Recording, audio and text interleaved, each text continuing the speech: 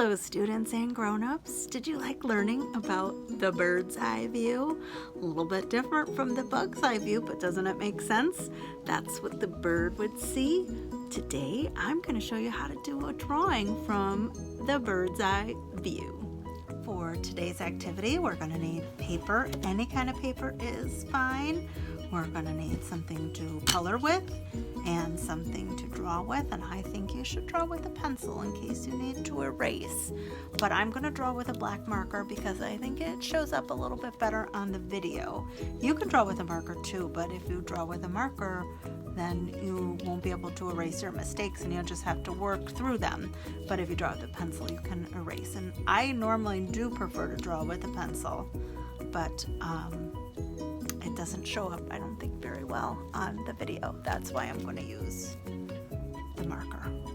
Before we begin today, I just want to talk about the drawing we did last time where we drew a snowman from the bug's eye view, and it looked like the snowman was looking down at us. And today we're going to draw a snowman, but this time we're going to draw it from the bird's eye view, and that's going to look a little bit different. And one thing that you're going to need to do today is to draw some circles. And you're going to be drawing 3 circles, and if you want to trace something for your circles, that's fine. Some of the friends like to trace and have a really perfect circle, but if you just want to draw your circle, that's fine too. For our drawing, we're going to be drawing 3 concentric circles. Do you know what concentric circles mean? It means a circle inside of a circle inside of a circle. And I always say, have you ever gone shopping somewhere that has some concentric circles? Target. They have concentric circles. And now you know that fancy word for a circle inside of a circle inside of a circle. So you can describe this to somebody and say, oh, I use some concentric circles, and they will think, wow, this kid really knows some fancy art words. And it will be true because you do. So now we're going to start our snowman with our 3 concentric circles, and your first circle should be really big, and that's that bottom circle of the snowman, and then the next one will be smaller, and then the last one will be smaller, but don't make it too small because we want to draw that snow person's face on it. And probably the bird would normally see the top of the snowman's hat, but let's have the snowman like peeping up at the bird. So we'll do this eyes, and I like always do a carrot nose, but some kids do different kinds of noses. So this snowman is looking up, up, up. And here's the snowman's hat. Now I'll color that in when I'm ready to color. And I probably won't see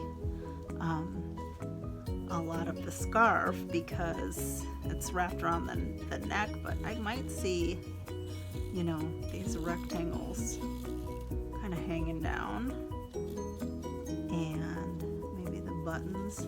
Now last time we drew the top button was the tiniest, and then they got bigger going down. This time the top button should be the biggest, and then they should get smaller going down because they're getting further away. And then of course you need some of those good snowman stick arms. And then that's your picture, and it doesn't look like much right now, but when we color it in, it'll look so much nicer. And I've even had some students do this activity where they cut out 3 circles of paper and then they kind of like glued it together. And if you have those kinds of materials at home, you could totally do that.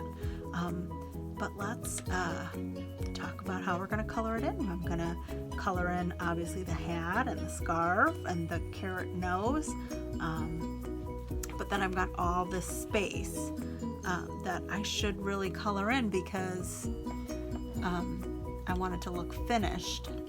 But this has been my favorite thing for coloring snow, is to just take a broken peeled piece of blue crayon and just gently rub it or color it if you don't have a peeled one or a colored pencil, and just color the very edges of my lines. And I think it really makes a difference and it looks more finished, because you really want your drawings to look finished. And we also have some space here that is very blank. What could you do? Maybe you can draw the tops of some children's heads and arms building the snowman, or maybe you can add in other things in your picture to fill the space. I made my snowman pretty big. I'm gonna do one of my favorite touches, and it's like the footprints walking away after the person built their snowman and then they walked away. So I'm doing that as a touch. And it's kind of a fun picture, and I'll just add a little coloring in there, you know, because those are dented in. And then maybe I'll just do some little wisps of blue here, and then I'll start coloring in the rest of my picture. And you should color in your picture too. And look at what I'm doing with my coloring technique. I left a little bit open, kind of like a highlight in the hat. Super easy little touch. Make it look a little bit more fancy. And I just color in my scarf.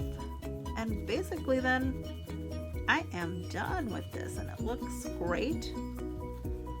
And it's a super fun wintry picture. And you know, it'd be a fun idea to put this one next to the one of the bird's eye view and like kind of compare them. But what a fun way to draw a picture from the bird's eye view, which can be a little bit challenging, but I know you'll do a great job. And if you can, take a picture of your artwork, email it to your teacher, and then what else would be a nice idea is if you gave your artwork to a grown-up. Maybe they need some cheering up, and your finished drawing would totally cheer them up. Or maybe you're so proud of your artwork that you want to hang it up in your own workspace. I think that's an amazing idea too. And I really like how mine came out, and I bet yours is going to come out great. And I hope you hang it up, or you give it to somebody who will hang it up.